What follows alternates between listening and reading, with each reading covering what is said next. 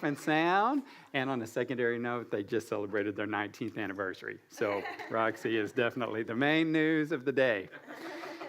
So John had asked me about a week ago to fill in for him today. And so I always just start praying about what the Lord would have me to share. And that same morning, we went to pick up Finley at New Life Ranch. He had gone to church camp there, and we headed over. And their theme was called Who Am I? And it was about having your identity in Jesus Christ. And I thought, what a beautiful theme and what a beautiful message, not only for youth at a youth camp, but for old people as well. And then on Wednesday at our Faith in Business event, we had a friend of mine speak. His name is Alex Reuter. And he was telling a story. It reminded me so much of here and what John and Paula have done. But he told a story about, he's a business guy, but there was a period in his life when he was called to pastor a church. And this was a very small church in Ohio. He said it was in the middle of a cornfield. There were 1,800 people total in the town. He said he's kind of a big picture, change the world kind of guy, so this seemed pretty small to him, but he prayed and knew that that's where he was supposed to go. And he said their first Sunday, they had 100 people. So 100 people out of a community of 1,800, and he was pumped, and he gave this big message, and he's a very, very good speaker, much like John and Paula. And he said, but during the course of the summer, of course, harvest hits, people go on vacation, and they got down to 8 people in the church, and we're from 100 to 8. And he talked about how his identity became so wrapped up in how many people were in that church. He said when it was full, I felt so good about myself. My self-worth was high. When it got down to 8, I didn't. And he said God told him very, very clearly one morning in prayer, would you be faithful if there was one? Would you be faithful if there was only one? And one of the things I love about our church is whether there's 100 or whether there's one, we are here and we bring our best, and we bring our best for God.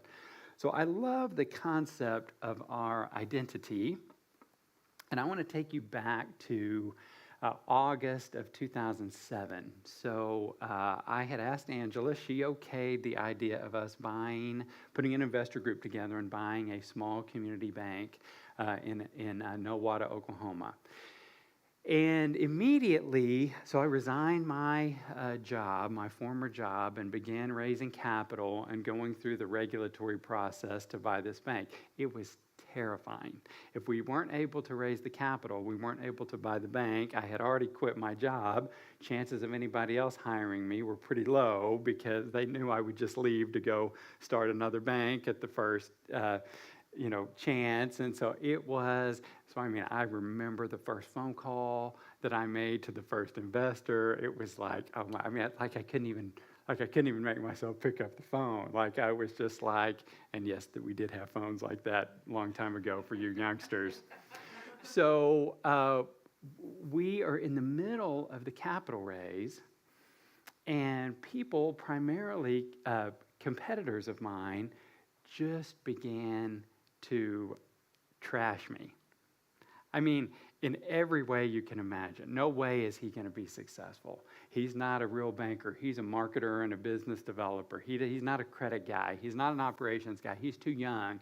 The bank that he's buying is a terrible bank. They're going to all of my potential investors and saying, you're making a terrible mistake to invest in this. You're going to lose all your money. This is going to be a disaster.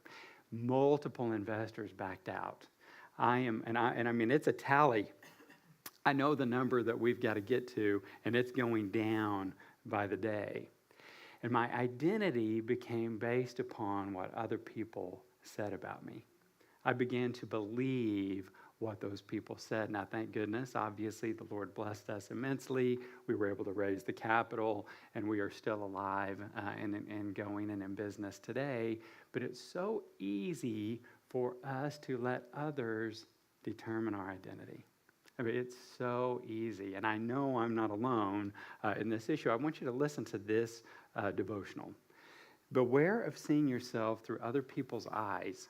There are several dangers to this practice. First of all, it's nearly impossible to discern what others actually think of you. Moreover, their views of you are variable, subject to each viewer's spiritual, emotional, and physical condition. The major problem with letting others define you is that it borders on idolatry. Your concern to please others dampens your desire to please me, your Creator. It is much more real to see yourself through my eyes. My gaze upon you is steady and sure, untainted by sin. Through my eyes, you can see yourself as one who is deeply, eternally loved. Rest in my loving gaze, and you will receive deep peace. Respond to my loving presence by worshiping me in spirit and in truth. So it reminds me about the story, and I think I shared it on the devotional. I don't think I've shared this in here, about the couple who was in their house, and the wife was looking out the window at the neighbors and making fun of their laundry, and how their laundry, this was back when you would hang again, let me explain. Man, boy, I'm old. I am really old. So used to dry laundry, you'd wash it and then put it on a clothesline. And so that's where it would dry. So she was looking out at the neighbors' laundry on their clothesline and talking about how dingy and brown the white clothes were. And saying, don't they know how to use bleach? I mean, she doesn't even know how to do laundry. And this went on day after day after day. And then finally they woke up one morning and looked out, and the laundry was perfectly white, beautiful, gleaming. And they said, finally, she figured out how to do laundry. And the husband said, no, I finally just washed our windows, because we had been looking out dingy windows at brown laundry, but it wasn't the laundry, it was their windows. And that's the same thing with other people's lens toward us. Many times people will be a detractor. They'll give you advice, they'll give you opinions, but you got to remember, the lens they're looking through isn't always accurate. It can be a little off at times. I remember we were in the Little League World Series, and we were at practice. We had the team together, and we were at practice, and all these friends of Finley's, these little ball players, all come to practice, and they're like, Coach Sean, we had no idea you were so rich. We did not know you were so rich. And I'm like, I'm not, first of all. And why would you think that? And I thought it might have been the deal. You know, a lot of people think that when you're an owner in a bank, like the money in the bank is your money, but it's not. It's other people's money. It's just going through. You know, it's not yours. It's like inventory. So I was explaining that, and they're like, no. We know you're rich because you're on some billboards.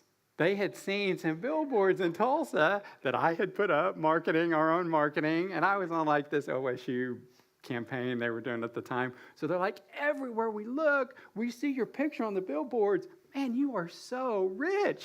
And I'm like, no, that's not rich. I'm paying a check to get my, picture up on those billboards. So on one hand, people think you're super cool. Then, literally days later, the girls are going to a Metro Christian football game, and we say, hey, let's go with you. Can we go with you? And we're like, no, maybe you guys can sit on the other side. So then we become uncool, and then we have sweet tickets to get to OSU and sit in a really cool suite, and then we become cool again. It's like our coolness, it's the lens through which the people are looking at us, right, girls? It's the lens. In the Bible, people had a lens when they looked at what we consider to be today Bible heroes. So I want you to think about this. David was too small. That's what everybody said. Moses couldn't talk right. That's what everybody said. Paul was obviously a bad dude. No way he could be a follower of Christ. Matthew was a dirty tax collector. Noah was outright crazy. Everybody thought he was crazy. Gideon was a weakling. But what you realize is that God doesn't care what other people say. He doesn't care. That's irrelevant to him. He is interested in our heart. He looks at our heart. In current times, listen to all the people who didn't listen to others, okay? We're familiar with some of these, but some of these I bet you are not. Of course, Abraham Lincoln failed twice in business. He went bankrupt twice in business, lost 8 elections before becoming president. Henry Ford's business failed 5 times before he sold his first automobile. Everybody told him he was a failure. Colonel Sanders, his recipe was rejected 1,009 times before the first restaurant took it on. 1,009. Disney was fired by a newspaper editor because he lacked imagination and had no good ideas. This is why we can't always listen to others. Albert Einstein was expelled from school and not accepted into college. Thomas Edison failed 10,000 times before inventing the light bulb. Oprah Winfrey was fired as a TV reporter because she was unfit for TV. We can imagine why. Winston Churchill failed the 6th grade. I mean, all these people were deemed as failures, but they weren't, because they didn't believe what detractors said about them. They believed in who God said that they were. Even our parents' views of us can be inaccurate. I know people that their whole life struggle because their parents didn't give them approval, or because their parents were too hard on them, or because their parents were competitors of theirs. You know, it was like they were competing.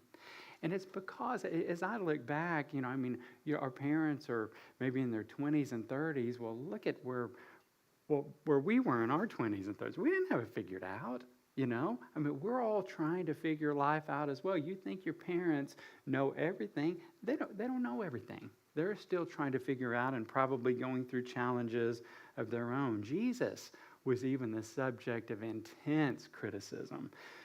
He was criticized by the Pharisees and scribes for disobeying Mosaic law. He was decried in Judaism as a failed Jewish Messiah claimant and a false prophet. Some contemporaries regarded him as delusional, possessed by demons, or insane, but he knew the truth and he continued to follow his Father's guidance. The amazing thing, though, is we serve a perfect God. We serve a God who is sinless, spotless, sees us perfectly clearly, and loves us deeply and eternally. In Psalm 139, verses 1 through 4, it says, "You have searched me, Lord, and you know me. You know when I sit down and when I rise. You perceive my thoughts from afar. You discern my going out and my lying down. You are familiar with all my ways. Before a word is on my tongue, you, Lord, know it completely." And if we look in the Bible, God gave so many people new identities. Abram became Abraham. Sarai became Sarah. Jacob became Israel. Simon became Peter. Everyone that comes in contact with Jesus took on a new identity. Let me give you some interesting examples out of the Bible. There was a woman at the well. In John chapter 4, Jesus answered, "Everyone who drinks this water will be thirsty again, but whoever drinks the water I give them will never thirst. Indeed, the water I give them will become in them a spring of water welling up to eternal life." The woman said to him, "Sir, give me this water so that I won't get thirsty again." This Samaritan woman came to the well in a life of brokenness and shame. She came to the well during that time because there was nobody else there. She didn't have to come in contact with the other women who were judging her and putting her down. And when she encountered Jesus, everything changed and her identity completely changed. Saul's conversion to Paul in Acts 9. Meanwhile, Saul was still breathing out murderous threats against the Lord's disciples. He went to the high priest and asked him for letters to the synagogues in Damascus, so that if he found any there who belonged to the way, whether men or women, he might take them as prisoners to Jerusalem. Okay, that's the first 2 verses. The 3rd verse. As he neared Damascus on his journey, suddenly a light from heaven flashed around him. He fell to the ground and heard a voice say to him, "Saul, Saul, why do you persecute me? Who are you, Lord?" Saul asked. "I am Jesus, whom you are persecuting. Now get up and go into the city, and you will be told what you must do." His life changed in an instant, in a moment. From one verse, from verse 2 to verse 3, Jesus changes his identity completely. Gideon, we mentioned him earlier, but in Judges 6, the Lord turned to him and said, "Go in the strength you have and save Israel out of Midian's hand. Am I not sending you?" "Pardon me, my Lord," Gideon replied, "but how can I save Israel? My clan is the weakest in Manasseh, and I am the least in my family." The Lord answered, I will be with you, and you will strike down all the Midianites, leaving none alive. Changed from a weakling to a mighty warrior in one instant in visiting with God. It changed his identity in the moment. Peter's denial and restoration. Jesus, and this is in Matthew. Jesus pronounced, now backing up, so we know Peter denied Jesus 3 times. Obviously, felt horrible about what he had done. He allowed fear to overtake his true identity. And then in Matthew 16, Jesus pronounced a blessing upon Peter and proclaimed Peter's answer as having been derived by divine inspiration. He then stated, and I say also unto thee, thou art Peter, and upon this rock I will build my church, and the gates of hell shall not prevail against it. Jesus' words changed Peter's identity instantly. The widow's offering in Mark chapter 12. Calling his disciple to him, Jesus said, truly I tell you, this poor widow has put more into the treasury than all the others. They all gave out of their wealth, but she out of her poverty put in everything, all she had to live on. She went from having a meager 2 small coins, being the most insignificant person in the temple, to being one of the most important people in history, because Jesus saw her and changed her identity forever. And then finally, the calling of the disciples in Matthew 4. As Jesus was walking beside the Sea of Galilee, he saw 2 brothers, Simon called Peter and his brother Andrew. They were casting a net into the lake, for they were fishermen. Come, follow me, Jesus said, and I will send you out to fish for people. At once they left their nets and followed him. So what Jesus approached were ordinary fishermen, commoners, people that weren't even they were probably in the bottom 20% of society at the time. But what he created and what happened in that moment is he called them to become fishers of men, and he changed their identity forever. So I share this, and I think this is such a powerful message because so many of us have allowed our identity to be determined by others. It may be by our past. It may be by our boss. It may be by a sibling, a friend, a parent. It may be a jealous friend of ours. It can be anybody. It might be what somebody's telling us on TV may change our identity. What we see somebody looks like, and we think we're supposed to look like that person. That is not our identity. That is not our identity. Our identity is in Jesus Christ. Our identity was sealed when he died on the cross for you and for me. I think about this. I shared it this morning on our morning devotional. But if you think about life here for just a moment, we'll have a little bit of time here on this earth, and then we're going to have a lot of time in eternity in heaven, okay? The Bible says this is but a wisp of air. This is so quick, it's but a wisp of air. So the things that we have gone through, while it's easy to let them get us down, and we have regrets, and we have guilt, and we have all these things that we wish we had done different, we're just here for a second. I think about it in terms of, let's say it's like boot camp going into the military, okay? Let's say that you have a day of boot camp. Now, I would argue that our time here on earth is shorter than that in relation to eternity. But let's say you had one day in boot camp, and if you do well in that day, if you make good decisions, if you perform well, if you don't get in trouble, if you don't talk back to the drill instructors, if you do everything right, your stance and your position when you go into the military is high. But if in that one day you perform poorly, you don't, in our case, accept Jesus Christ as your Savior, if you choose the wrong identity, when you make that step, you're going to be a much, much lower rank. That's what we're here for. This isn't about building, some great, legacy of wealth or all these things that people seek after in this world is not going to matter. I've been reading a book. It's called The Awe of God by John Bevere, and I highly, highly recommend it. And it gives a moment, a very, very realistic moment of judgment, okay? And there is a moment when we all are in front of God. And God will give us an initial judgment of, did you believe in my son or not? And if the answer is yes, then okay, we're over here. And then there is an additional judgment based upon our identity, what we did with the time and the resources that we had here on earth. He won't compare me against Angela, against Jim, against John. He'll compare me against me.